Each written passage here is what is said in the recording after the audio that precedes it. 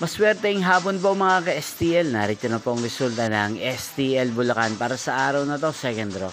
October 19, 2025, araw ng linggo. Naway ang mga natayain po mga numero kanina ay manalo nawa ngayong hapong ito, 4 p.m. Kaya't kunin nyo na po ang inyong mga ticket. Narito na po ang resulta. Ang mga numerong nanalo sa STL Bulacan ngayong hapong ito, October 19, 2025. 4 p.m. second draw result 30 at 27 in exact order, again 30 at 27. At ngayong hapong ito sa STL Bulacan, natin pong i-shoutout si Ate Remy ng Bulacan. Shoutout po sa inyo Ate Remy, sana po ay nasa maayos kayong kalagayan. Inyo pong napanood ang resulta ng STL Bulacan sa channel nito, Roderick Hernandez TV.